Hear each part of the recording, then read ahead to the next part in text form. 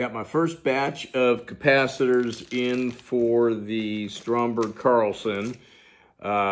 These are the 0.01 microfarad 600 volt and the various electrolytics. There's 20 and 40 microfarads at various volts.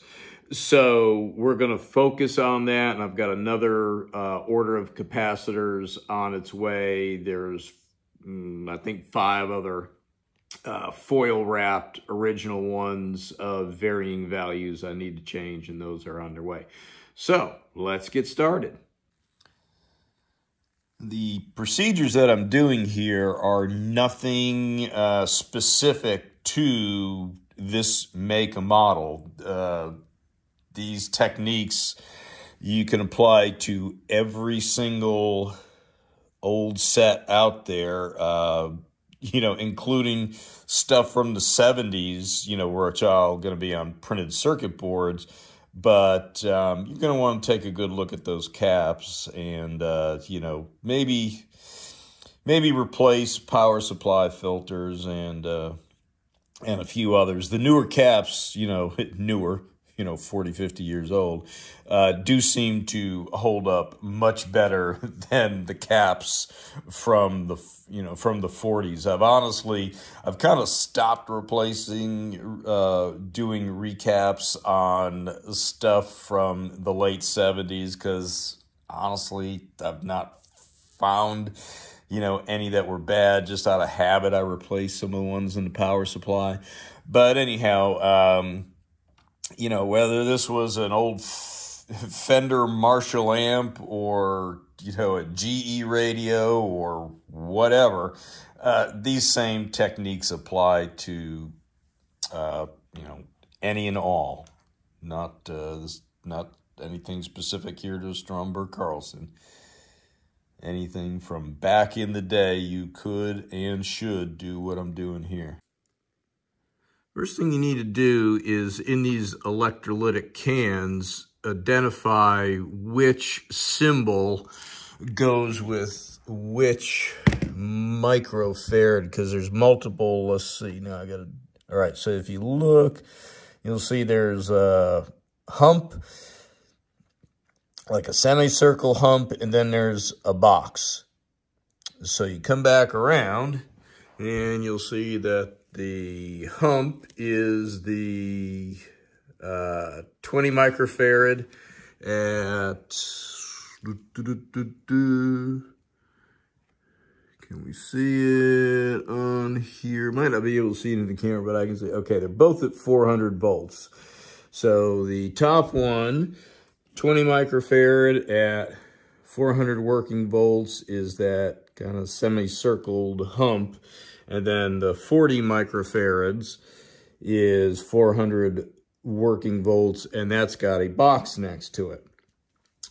So then we're going to turn it over and find those on the bottom.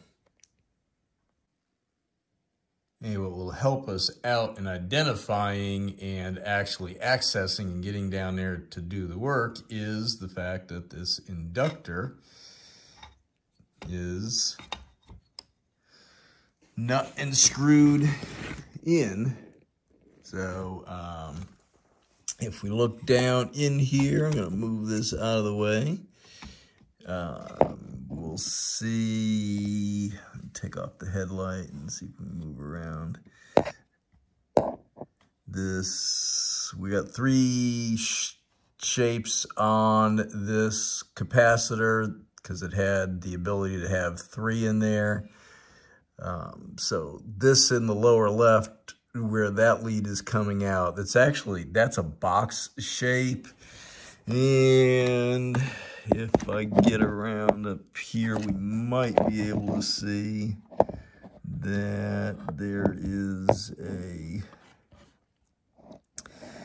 well, you can't really get a good angle on it, but the one in the top right, like I can't get the camera in there. Let's see, maybe I can zoom in. Move the light. There we go. Had it for a second. There we go. All right, that one there, the top, well, now it's over on the top left, but you see I sort of wrote 20 on there. That's the hump. That's our 20 microfarad at 400 volts. That's our 40 microfarad, that blob sticking up down there. And then over here is a half moon there. That is our 40, and these are at 250 volt down here. And that's our 20.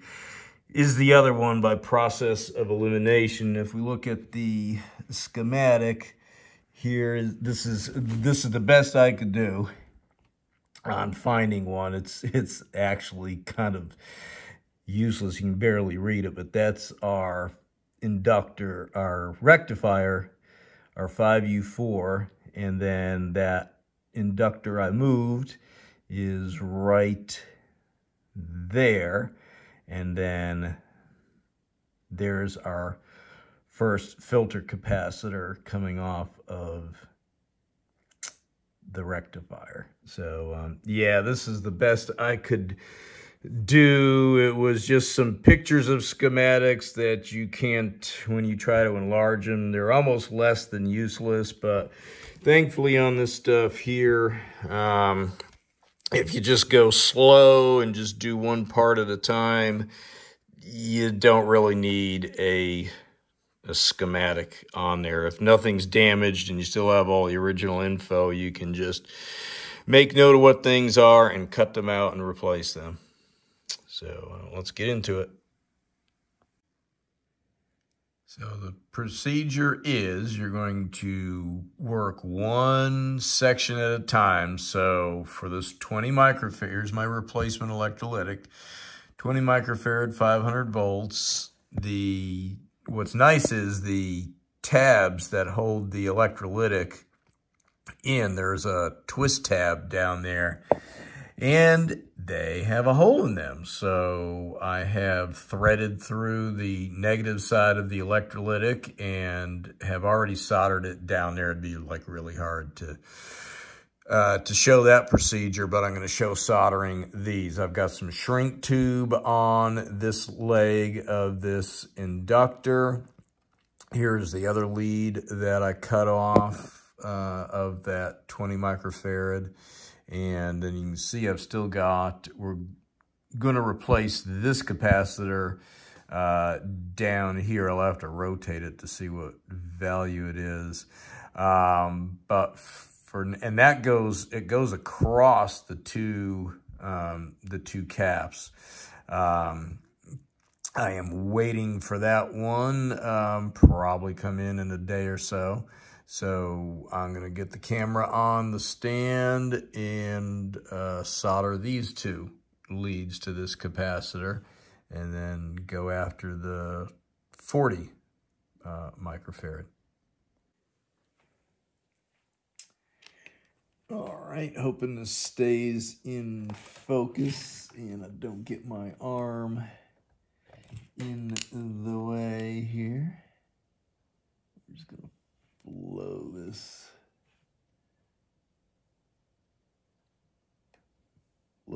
on here. Normally I would come at this from above, so it's kind of awkward.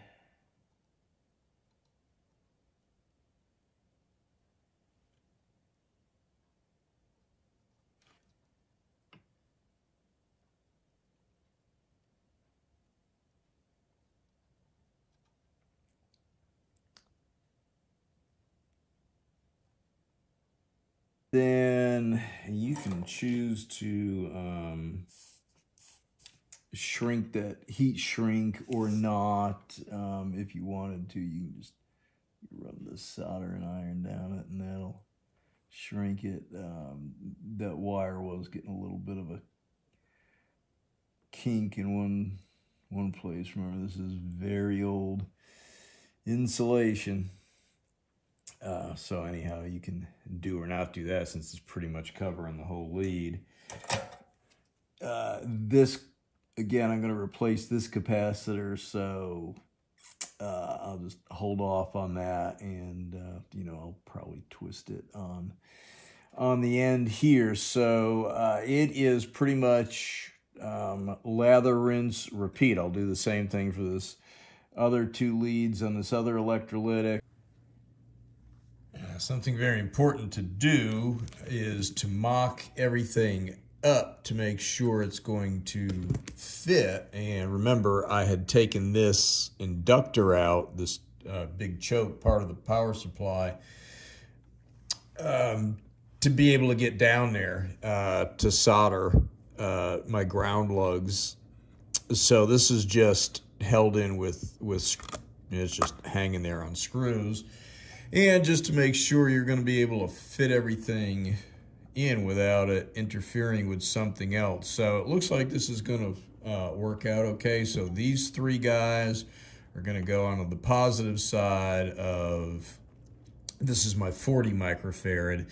And then there's going to be a 1 microfarad that's going to go across the 2 positives. That's the one I'm still waiting on. Let's see if this will come in here and not wash out.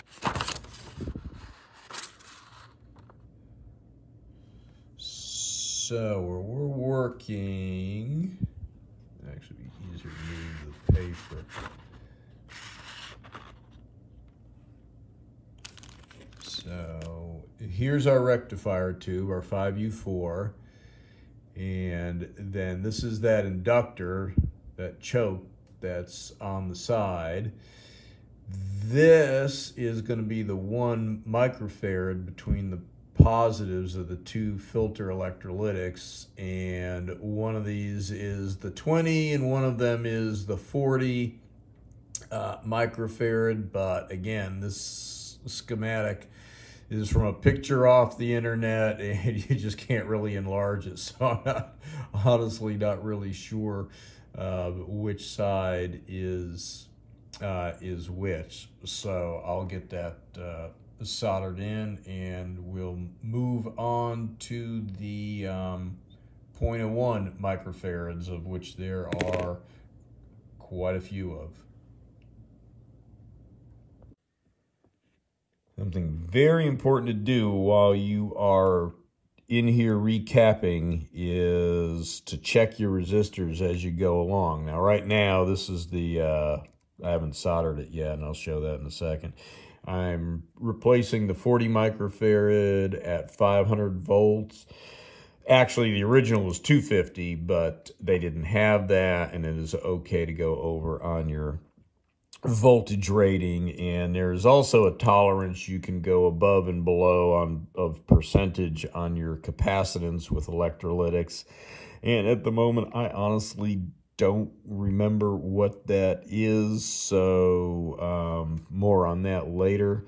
So anyhow, we've got orange, orange, orange, which should be 33K. Let me zoom out here. I'm having to use my X-Tech meter, which is okay, but my fluke decided to get flaky right as I was doing this, probably the battery. But anyhow, we're going to check this. I am on the 200K scale, and this should be a 33K resistor, and it is 54, almost 55K.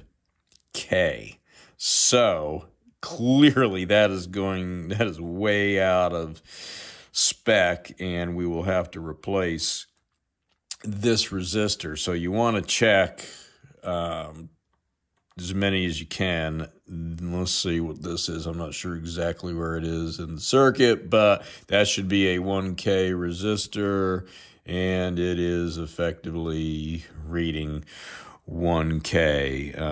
This should be a 1 meg resistor, and let me go up on the meter.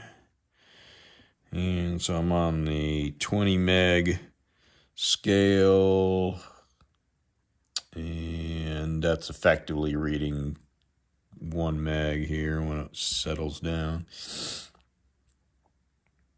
This is a really slow meter, so yeah, that's essentially 1 meg, so that's okay. This guy, way off.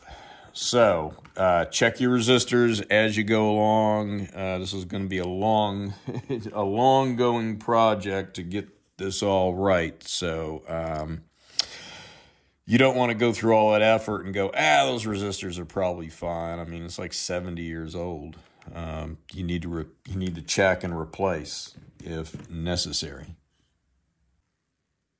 So what I'm going to do with this 40 microfarad replacement, since this capacitor is kind of big, I mean, there's plenty of places to put it, but you want to place it wisely so you can access other components and that it's not in the way. Now, I'm going to have to solder the negative lead in after, because I've got to replace a bunch of capacitors and potentially resistors in here, but this will get tied right here. This little point goes to ground, so I'm going to leave that loose for now so I can move it around and have access. So you need to, carefully plan out each step as you do it. You kind of need to look ahead and see, if I do this now, is it going to complicate something later? So I put some shrink tubing on and I am routing it. It looked like the best choice was to actually route it under these two shielded leads here. This is solid core wire, which I actually wasn't expecting there. I've trimmed it back as best as I can with diagonals and fingernail clippers. And so let's see if we can flow some solder on there.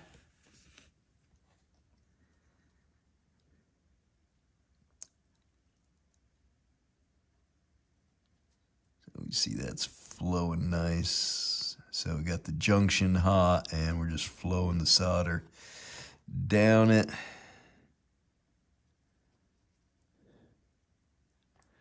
So the whole joint needs to be hot so it can melt the solder. And that went nice. And that heat transferred to the heat shrink. We'll just give it a little bit of extra help there. All right, so I'm going to have to go through my stash and see if I have a 33K. That, I think, it's either a half or a 1 watt. I'll put a 1 watt in there. So I need to look through my stash and see what I have for that. We know these others are okay. And once I replace it, it will get tied in right there. So now I'm going to go down and replace the 25 microfarad capacitor, and it is teeny tiny. Now the 25 microfarad that need to replace is very teeny tiny, as you can see, and I think this is at, I think this one was at 25 volts. Yeah, this one is 25 at 25. I'm going to hook the negative lead down here, and then this lead here will go to the positive side, and we'll go ahead and tuck that out of the way. So I'm going to get that threaded in there and then solder that in. Work is progressing nicely on the Stromberg Carlson. I did have a 33K resistor in my stash, so that was nice. I could keep moving without having to order anything. So now all this is all soldered back together. And again, this cap is just kind of hooked in place where it'll go to ground, so I can move it out of the way, replace all of these caps, and then get that in place.